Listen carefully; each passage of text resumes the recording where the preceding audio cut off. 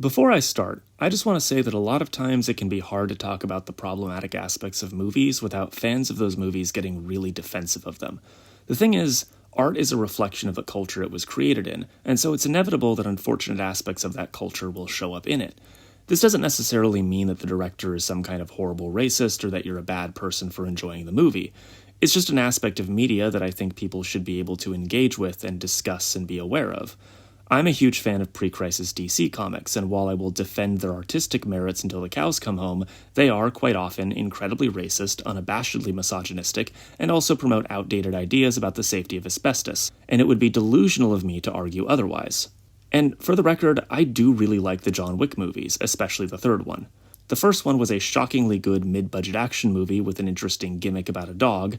The second one expanded on the world a bit, but it was Parabellum where the franchise really doubled down on the weird urban fantasy elements that make the series unique. I do genuinely like these movies. This video is intended to be a broad analysis of some very popular movie tropes, and I'm not necessarily condemning any of the movies I'm talking about for using them. I'm not trying to put any of your favorite movies on trial. Now, I know from experience that I can add as many caveats and disclaimers and clarifications as I want, and some of you will still go out of your way to misinterpret what I'm saying because you like getting mad about stuff on purpose, but at least I tried. John Wick is a franchise with a very high body count, but not all of these deaths are treated equally. Like a lot of action movies, John Wick divides its characters into two basic categories: people and not people. This isn't a question of good guys and bad guys either. There are bad guys that are people and good guys that aren't. Which category a character is sorted into depends, in the most simplistic terms, on how much characterization they're given and whether or not their death matters. Winston is a person. The whole last act of the third movie revolves around the decision not to kill him and the effort to protect him from the High Table. The nameless Continental security guards that get gunned down as a part of that effort are not people.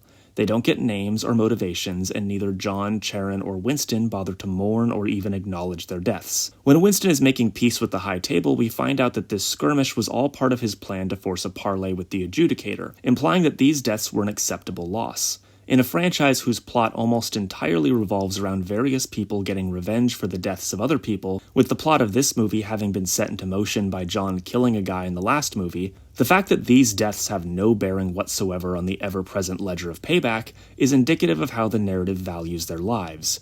These guys are people, these guys aren't. The Bowery King is a person, all of his men are not people. The director is a person, her men are not people. The Adjudicator is a person, the members of their SWAT team aren't people. Despite being a movie about the consequences of killing people, killing these people carries no consequence whatsoever. They're what TV tropes would call mooks.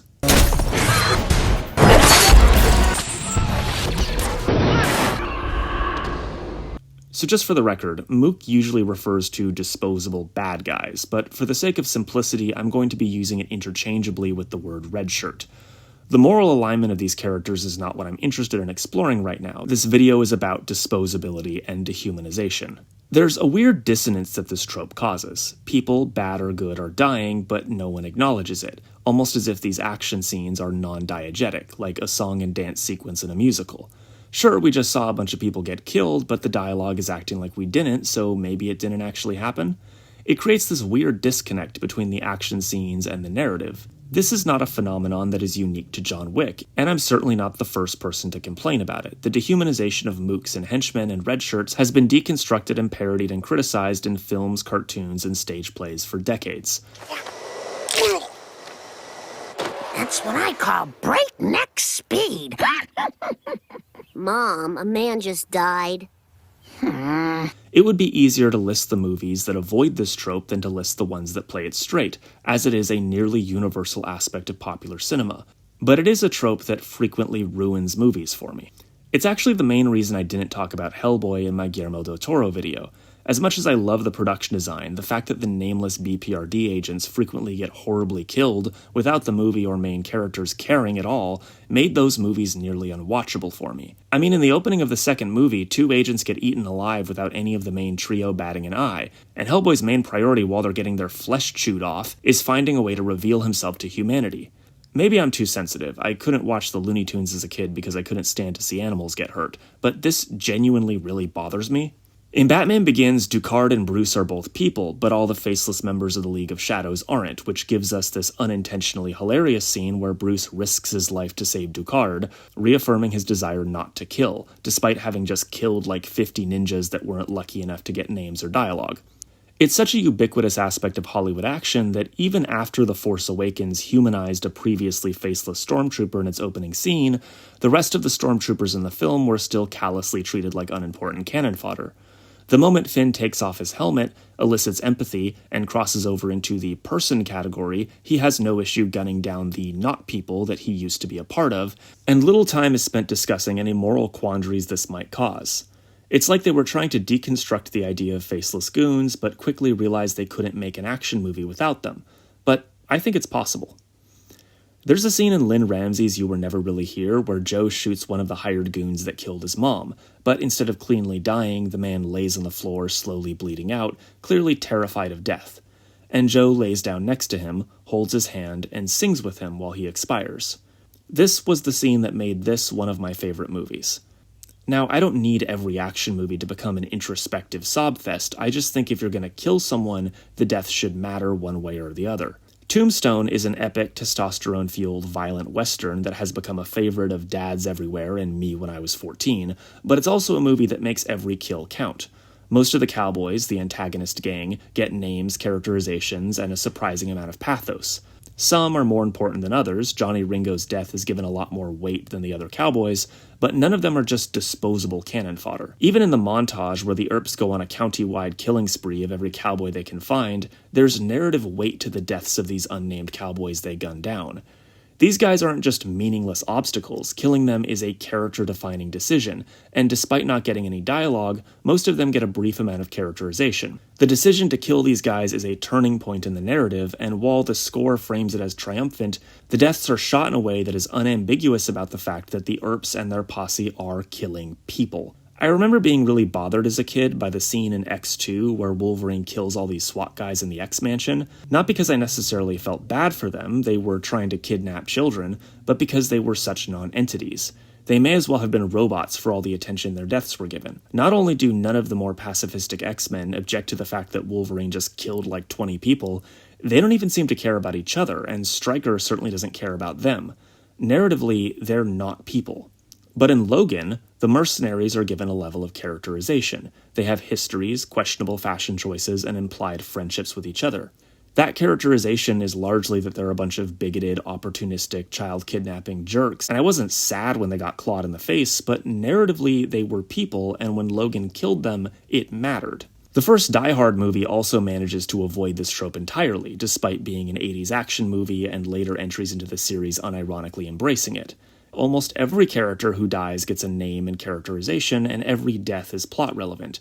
Again, this isn't a question of sympathy. None of these guys are sympathetic, but they are people. It's not that I don't think there are good movies that use this trope. Again, I like the John Wick movies, but I think in most cases, it is, by its very nature, aesthetic window dressing that creates a disconnect between the action and the plot. But aside from the suspension of disbelief being stretched and my own general discomfort with characters being dehumanized, there are applications of this trope that take it from simple lazy writing to something more sinister. Let's check back in with John Wick 3. The second act of Parabellum revolves around John Wick fleeing to Casablanca to try to gain an audience with the King of the Assassins or something. John Wick, who is not Moroccan, goes to team up with Sophia, the proprietor of the Morocco Continental, who is also not Moroccan.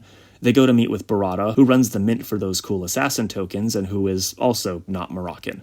The movie spends a significant chunk of its runtime in this country, and yet, with the exception of maybe this dude here, there are no actual Moroccan characters present. Morocco and its people are just an exotic backdrop for the American and European characters to have a cool adventure against. This is a pretty standard example of Orientalism. Okay, so Orientalism was an art movement in 19th century France where everyone in Europe was super obsessed with the Middle East and the Arab world, but none of them really knew anything about it. Artists would paint fanciful depictions of Arabia and North Africa based on stories from other European explorers. The general vibe was that the Middle East was cool and sexy, but also dangerous, uncivilized, and scary. The travelogues that these paintings were based on used the Orient and its people as a backdrop for the adventures of the white explorers writing them. In the modern day, the term Orientalism has taken on a new meaning in sociology and media Arabia criticism, the depiction of the Middle East and far-off exotic lands in general as essentially playgrounds for Europeans. The people living there are little more than a backdrop and their culture aesthetic window dressing. In his 1978 book Orientalism, Edward Said wrote, "The Orient that appears in Orientalism, then, is a system of representation framed by a whole set of forces that brought the Orient into Western learning, Western consciousness, and later, Western empire. The Orient is the stage on which the whole East is confined. On this stage will appear the figure whose role it is to represent the larger whole from which they emanate. The Orient then seems to be not an unlimited extension beyond the familiar European world, but rather a closed field, a theatrical stage affixed to Europe." Besides the lack of named Arab characters, there are other aspects of this movie's portrayal of Morocco that are more than a little eyebrow-raising. While the New York Continental we know and love and the Italian Continental we see in John Wick 2 are both the epitome of taste and refinement, the Casablanca Continental is sleazy, filled with hookah bars, belly dancers, and a veritable laundry list of Orientalist tropes. The consummate professionalism that defined the world of assassins is mysteriously absent in its Arabian franchise. On top of this, despite being staffed by Moroccans, both the Continental and the Mint have Westerners in charge. This portrayal of North Africa as nothing more than an exotic stomping ground for Westerners is bad enough, but when combined with the way this film series treats its unnamed, non-speaking characters, it creates some pretty unfortunate implications. As we previously discussed, the characters in the John Wick verse are divided into two categories, people and not people. In this Morocco sequence, the people are John, the protagonist, Sophia, who has similar motivations and characterization to John, down to a civilian loved one and getting mad when people shoot her dog, and Barada, who, despite being a slimeball, gets to give a cool speech and is important enough that Sophia isn't allowed to kill him. The not people in this sequence consist of basically everyone else. It just so happens that everyone else in this sequence is Moroccan. During our whole time in Casablanca, almost every Arab character is nameless, voiceless, and usually literally faceless. While John held Sophia back from finishing Barada off, and killing him or letting him live was treated like an important decision that would have consequences, these people are gunned down without any hesitation. And let me be clear, I don't think this is necessarily on purpose. The John Wick series has actually done a pretty good job when it comes to representation. The very next movie has Donnie Yen as a major antagonist, and he's undoubtedly in the people category. I think it's possible that the filmmakers just wanted to send Keanu Reeves to a cool location and didn't really think it all the way through. But just because something is unintentional doesn't make it harmless. The unfortunate subtext of this section of the movie is that Moroccans aren't capable of running their own operations and need Americans and Europeans to tell them what to do, and somewhat more disturbingly, that the lives of non-white, non-English-speaking foreigners are ultimately disposable, which, unfortunately, is a very common subtext in a lot of Hollywood filmmaking. The disposability of non-European foreigners is a problem that runs throughout the rest of the movie. One of the movie's main antagonists is Zero and his gang of assassins.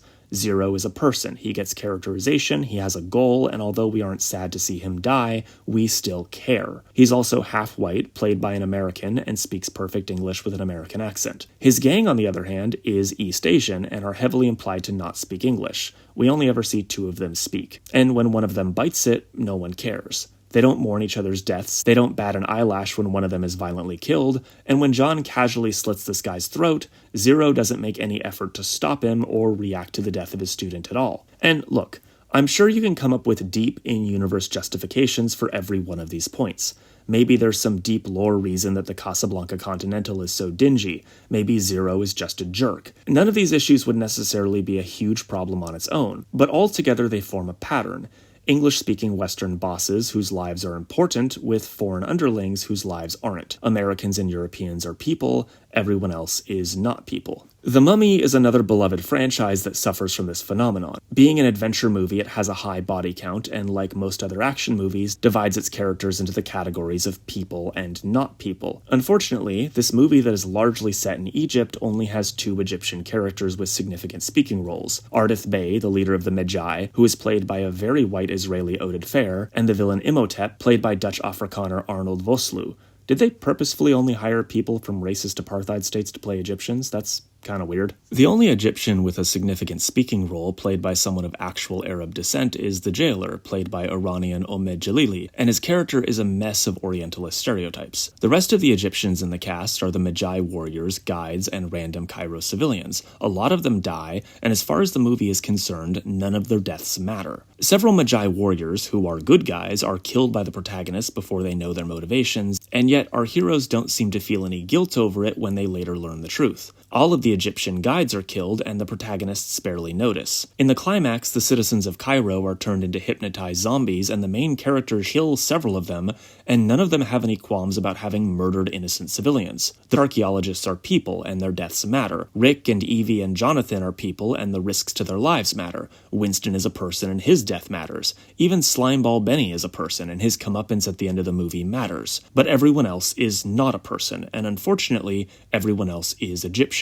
Temple of Doom is about Indiana Jones killing a whole bunch of thugs, literally, but the movie largely takes place in India, which means these are the people and these are not people. Extraction is a Netflix movie about Chris Hemsworth rescuing the kidnapped son of a drug lord and shooting his way through a whole bunch of faceless goons, but is set in a heavily stereotyped version of Bangladesh, so all of the faceless goons are Bangladeshi. No Escape is a weird cross of Taken and The Impossible about Owen Wilson and his family escaping a violent coup in an unnamed Southeast Asian country. There are dehumanized mooks aplenty, and they are all Southeast Asian, in contrast to the white American protagonists. Now, I know people will probably argue that because this division of personhood between speaking roles and faceless cannon fodder is a standard aspect of Hollywood action storytelling, the racist implications of these implementations of it are just an unfortunate coincidence. If the movies were set in a European country, the white goons would still be gunned down just as indiscriminately. But when a Western movie studio puts its Western protagonists in a non-Western locale and applies this common paradigm of people and not people, the standard Eurocentrism of Hollywood combines with the dehumanization of non-speaking characters to create something that carries uncomfortable implications about how the filmmakers see the lives of people from certain parts of the world. But I think the fact that racism can graft onto this trope so easily, and that its application amplifies simple Eurocentrism into outright dehumanization,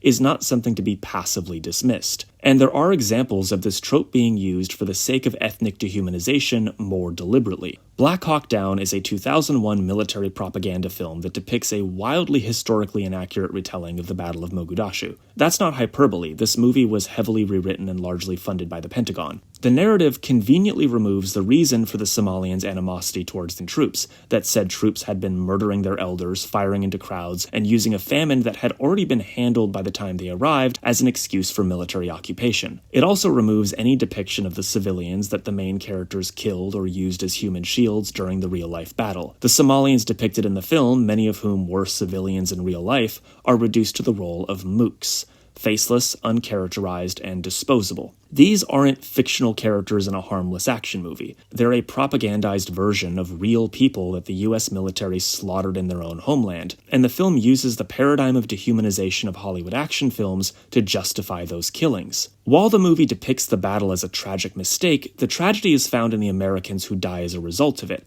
and not the hundreds of Somali civilians that were killed or wounded. It applies the action movie paradigm of deaths that matter and deaths that don't to real events and real people.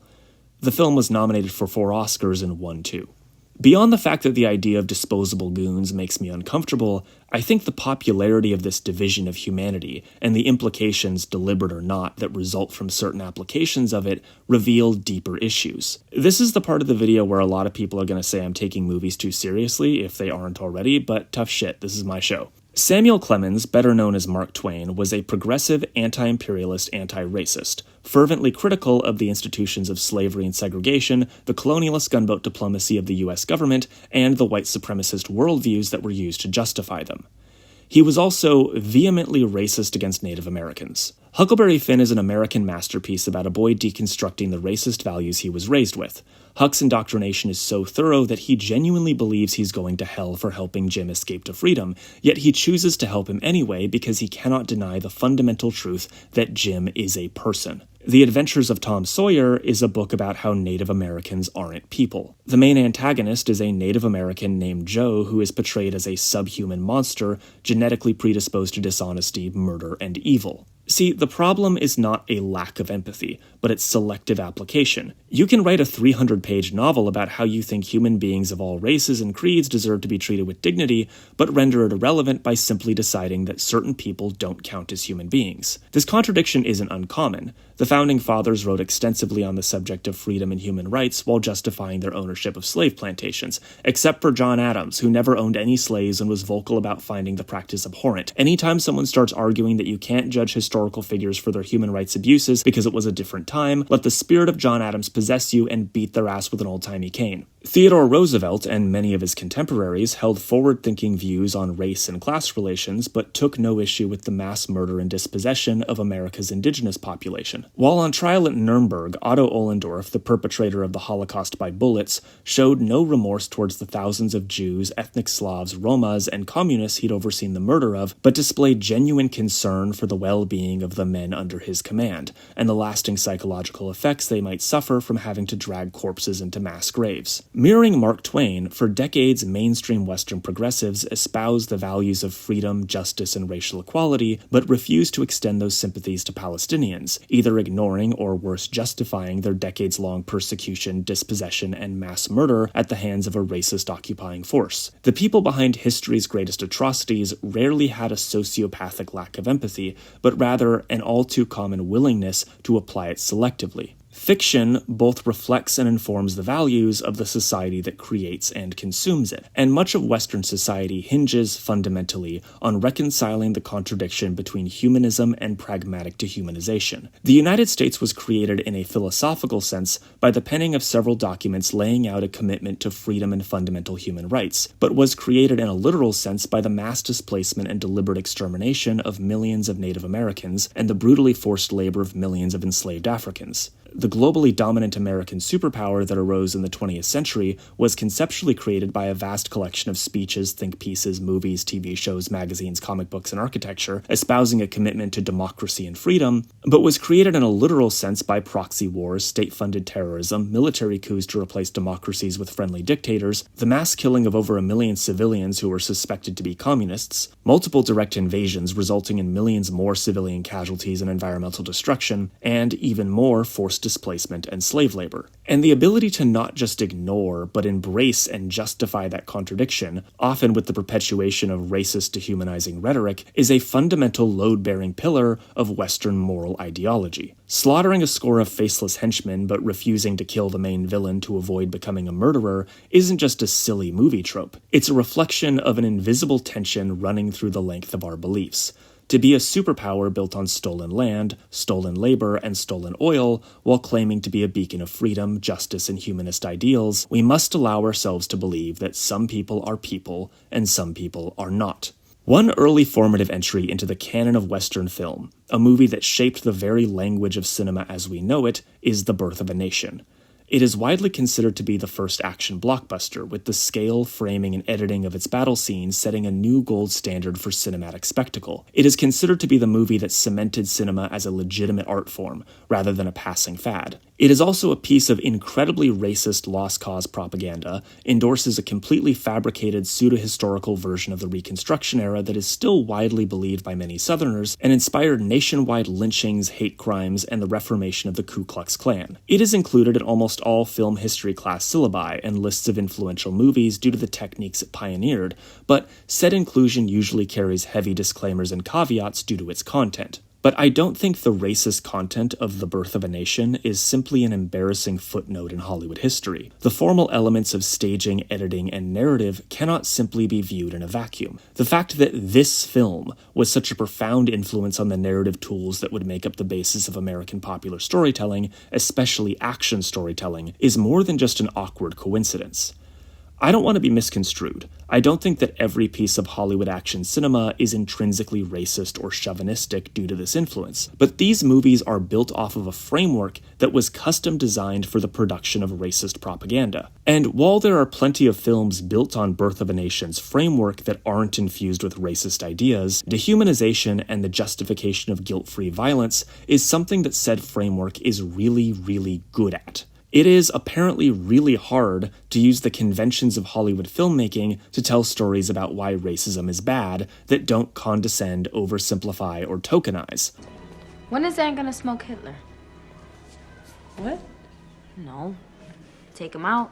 But it is really, really easy to use these tropes to tell stories about wiping out an entire species for the sake of self-preservation, or dealing out violent revenge to evil gangbangers, or why torture is actually super cool and justified. I think our analysis of media needs to go beyond simple matters of representation, and dive into difficult questions about the values that the very framework of popular cinema inherently tends towards. The fact that Hollywood cinema is a storytelling medium that it is so easy to accidentally do racism in is something that is, at the very least, worth questioning. I don't think that violent video games make mass shooters, but I do think that a status quo that is constantly repeated in popular cinema reinforces the way we think about things. Most people likely wouldn't admit to basing their worldview on the movies they watch, but due to source amnesia and the ratio of fiction to nonfiction that most of us consume, our assumptions and values are inevitably molded by the incessant repetition of the same tropes, ideas, and portrayals. And the status quo of mainstream fiction in our society